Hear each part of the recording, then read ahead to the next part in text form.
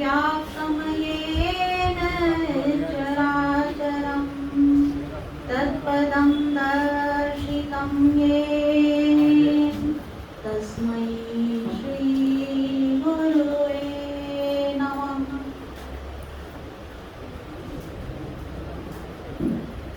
माँ भगवती, माँ वीणापाणी, माँ सरस्वती को मैं इस मंच से नमन करती हूँ और इस मंच को भी नमन करती हूँ। आज मेरे जीवन का बहुत बड़ा अवसर है, पहला अवसर है कि मेरी किताब छपी है, तो माँ भगवती को बहुत नमन है। उनकी बहुत बड़ी कृपा मुझ पर हुई है, उनके चरणों में बारंबार प्रणाम है।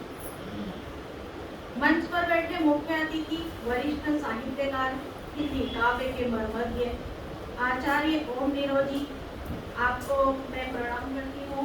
विशिष्ट अतिथि हिंदी संस्थान के प्रधान संपादक डॉक्टर अमिता दुबे व कार्यक्रम के अध्यक्ष वरिष्ठ साहित्यकार नवोदित कवियों के प्रणेता एवं आलोचक आदरणीय प्रोफेसर हरिशंकर मिश्र जी को प्रणाम करती हूँ। साथ ही संयोजक महोदय निर्भय नारायण गुप्त, जिनका मुझे बहुत सहयोग प्राप्त हुआ। मुझे पता नहीं था कि कार्यक्रम कैसे होगा, किताब तो छप गई है, किताब का कैसे लोकार्पण होता है, मैं बहुत ज़्यादा किसी को जानती भी नहीं थी।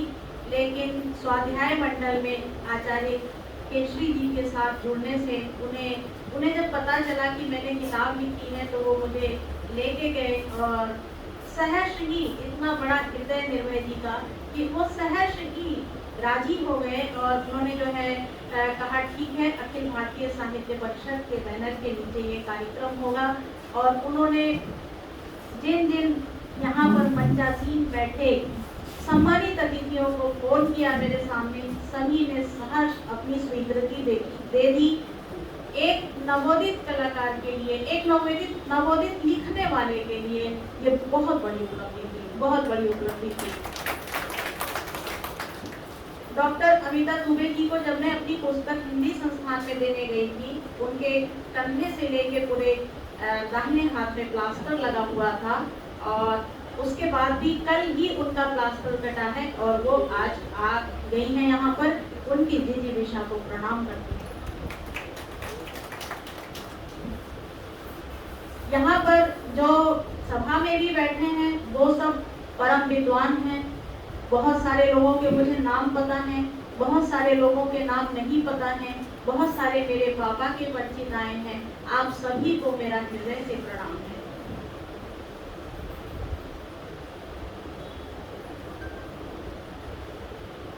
जिहि पर कृपा करहि जन जानी, कवि उर अजिर न चावहि बानी।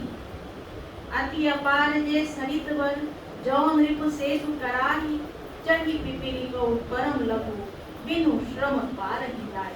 तो आज साहित्यकारों के इस बड़े मंच पे इन्होंने जो ये पुल बना रखा है, इसके सहारे मुझ जैसी छोटी सी चीटी चढ़ ही जाएगी। अपने बारे में क्या बताऊं, थोड़ा सा बताती हूँ। बचपन से मैं कविता लिखती थी और कविता ऐसे कुछ नहीं था, शब्द शब्द जोड़ते थे और कविता बन जाती थी। मेरी माँ जो 5वीं तक पढ़ी हैं, मेरी कविताओं को बहुत ध्यान से सुनती थी और मेरी प्रथम प्रेरणा वो रही हैं। वो बहुत चाहती थी कि मेरी कविताएं कहीं छपें। मेरे घर के पास नवभारत टाइम्स का उस समय ऑफिस था और 12 साल की उम्र में मैं उस ऑफिस में गई और मैंने गार्ड से पूछा कि अखबार में कविताएं कैसे निकलती हैं। तो गार्ड ने कहा कि आप लिख कर एक लिफाफे में दे दीजिए। गार्ड थोड़ा मुझे देख के हंसा भी कि 12 साल की बच्ची ऐसा पूछने आई है और कहा लिख के जमा कर दीजिए, पसंद आएगा संपादक जी को तो छप ही जाएगी। तो मैंने अपनी कविता एक लिखी और उसको लिफाफे में करके नवभारत टाइम्स के ऑफिस में दे दी। कविता मेरी 2 सप्ताह के अंदर छप गई और 2 सप्ताह बाद मुझे 50 रुपया का चेक मिला और उसी चेक से मुझे मेरा पहला SBI का अकाउंट खुला, जिसमें मैंने अपना बचपन वाला साइन किया था।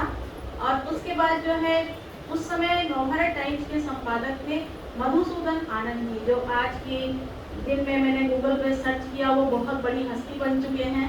लेकिन उन्होंने गार्ड से कहा था कभी ये लड़की दोबारा आए तो बुलाना। और संयोग से जब मैं अपनी दूसरी रचना लेके गई तो उसने कहा कि आपको संपादक जी ने बुलाया है।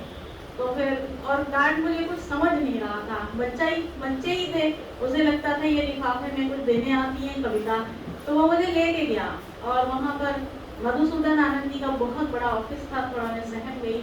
और उसके बाद जो है उन्होंने कहा ये कविताएं तुम ही लिखती हो? मैंने कहा हाँ मैं ही लिखती हूँ। मेरी कविता उस समय थी, मैं उसको सुनाना भी चाहूंगी, जिसके लिए मुझे 50 रुपए का चेक मिला था।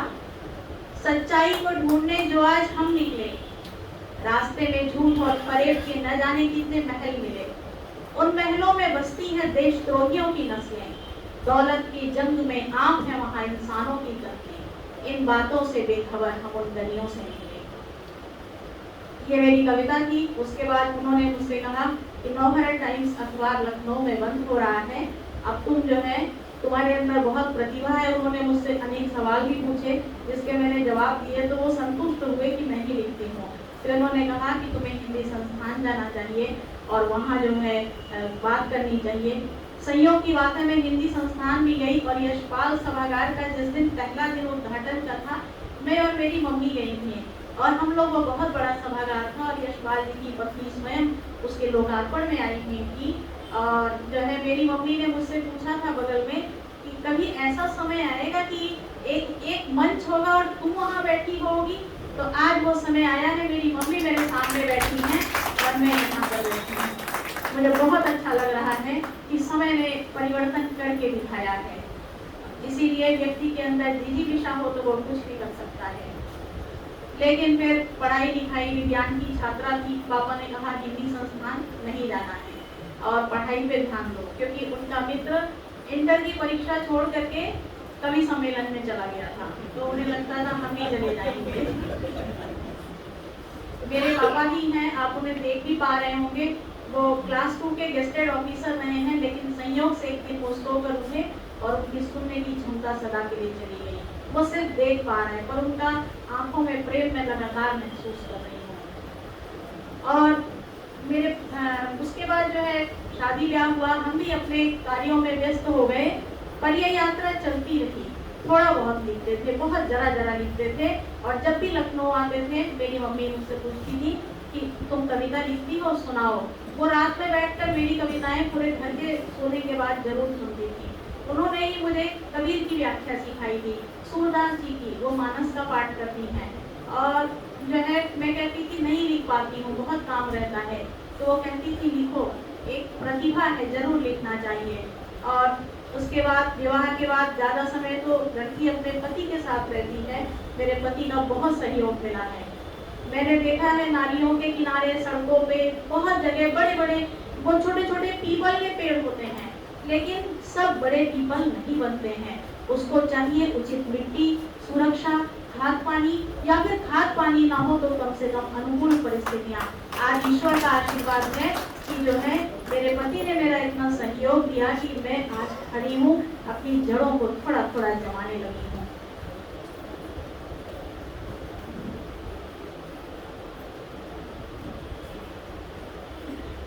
कुछ भी अपनी रचनाओं पे कहने के पहले मैं ये कहना चाहती हूँ कि लिखने के लिए कागज कलम व समय से अधिक आवश्यकता होती है एक भावपूर्ण हृदय की, जिससे नैसर्गिक भावना से परे रहने के लिए मैं अपने पति और अपने बच्चों की कृतज्ञ हूँ।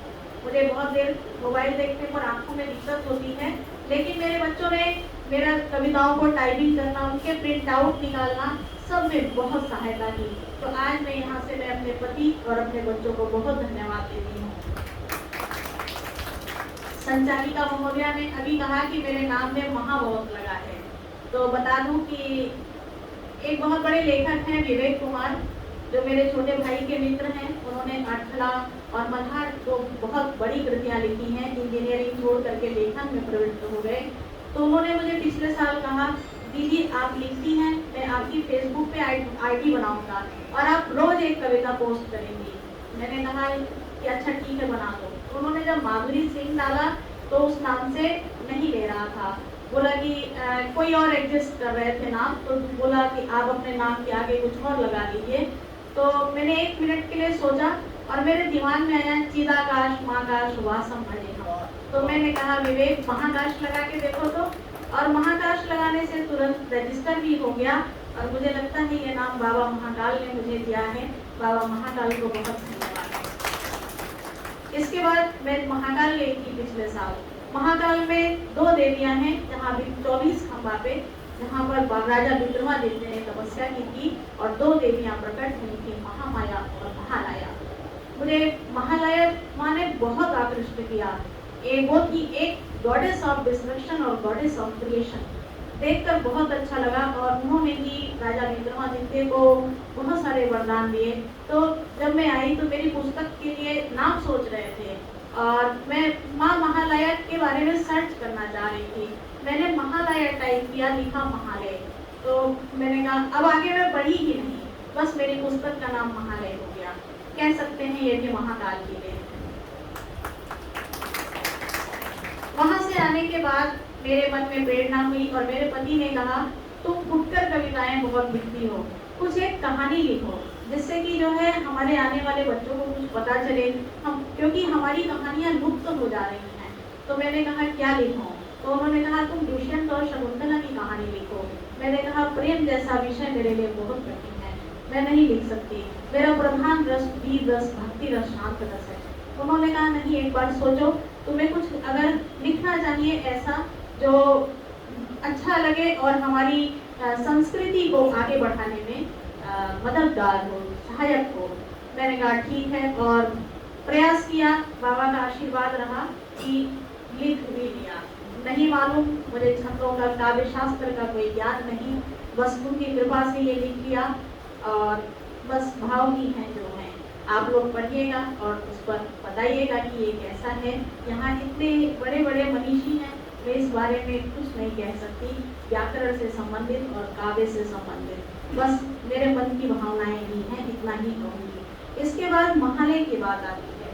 महालय की कुछ कविताएं जरूर पढ़ूंगी और जो है 2-3 कविताएं पढ़ूंगी, फिर मैं शकुंतला के बारे में बताऊंगी। आप सब इतना समय देकर यहाँ पर बैठे हुए हैं, ये मेरे लिए बहुत गर्व की बात है। जैसा कि मैंने बताया, मेरी मम्मी ने मुझे बहुत प्रेरणा दी, पर समय के साथ हर व्यक्ति बूढ़ा होता है और मेरी मम्मी 24 घंटे काम कर सकती हैं, वो बहुत क्षमतावान है, लेकिन आज समय के साथ उन्हें ब्लड प्रेशर, शुगर, बहुत सारी परेशानियां हैं। मैं अपनी माँ के लिए पहले अपनी कविता पढ़ना चाहती हूँ। हे माँ, उम्र की ढलान पर, सुखों की मचान पर, अनुभव के आसमान पर बैठे हुए तुम्हारा सुबकना मुझे अच्छा नहीं लगता। अनेकों समारोहों में भी उसी एक साड़ी में गजब ढाती थी। आज अलमारियों के कसाओं में तुम्हें कुछ ना खाना मुझे अच्छा नहीं लगता। हमारी हर मुश्किल का हल तुम्हारी चुटकी में था। हमें हंसाने का गुण तुम में कूट कूट कर भरा था। आज हंसी की फुहारों के बीच तुम्हारा गम खाकर मुस्कुराना मुझे अच्छा नहीं लगता। हमें बीमार कर दे प्रकृति की ऐसी मजाल नहीं थी। श्रम बहुत करती थी पर तुम ऐसी बेहाल नहीं थी। आज बहुत दर्द झेल कर भी तुम्हारा दवा न खाना मुझे अच्छा नहीं लगता। तुम्हारी सूरत को देखकर मेरे मन कमल मुस्कुराते थे। तुम्हारी एक चितवन में ही मुझे हर पाठ सिखाते थे। आज जीवन की तपिश से तुम्हारा मुख कमल को बुलाना मुझे अच्छा नहीं लगता। डोलती हूँ सब तरफ पर मेरी डोरी तुम्हारे पास रहती है। हंसी बिखेरती सब तरफ मेरी सांस तुम्हारे साथ चलती है। तुम्हारी बड़ी धड़कनों के बीच मेरी डोरी का अचानक खिंच जाना मुझे अच्छा नहीं लगता। शादियों में हमें लेकर गांव संवर कर जाती थी। खचाखच भरे आंगन में तुम्हारे पहुंचते ही हर नजर तुम पर टिक जाती थी। आज दुख की आंधी में तुम्हारे चेहरे का नूर का लुट जाना मुझे अच्छा नहीं लगता। याद है मुझे वो कृष्ण और राम की कथाएं जो तारों भरे आसमान के नीचे सुनाई थी। याद है वह प्रेम धुन जो तुमने शाम के लिए बजाई थी। आज संसार के ताप में तुम्हारा यूं ही झुलस जाना मुझे अच्छा नहीं लगता। अब कबीर को पहचानने लगी हूँ। तुमने ही तो पहली गुरु भक्ति पढ़ाई थी। आज मुरलीधर की आस लगी है। तुम्हें हृदय में वह प्रेम वेद लगाई थी। हे माँ, उलझनों के झुरमुट में तुम्हारी प्रेम बल्लरी का सूख जाना मुझे अच्छा नहीं लगता। मानवता का पाठ पढ़ाने वाली माँ शिव की गंगधार बनी हो तो मेरे हृदय कैलाश से तुम्हारी धारा का हो जाना मुझे अच्छा नहीं लगता। मानवता की सुंदर मूर्ति हो, प्रेम का पाठ हमें पढ़ाया, शिवत्व की सूरत तुमने देखी, जीवन का दर्पण दिखलाया। औरों के दर्द भुलाने वाली आज पीड़ा में तुम्हारा स्वयं को भूल जाना मुझे अच्छा नहीं लगता।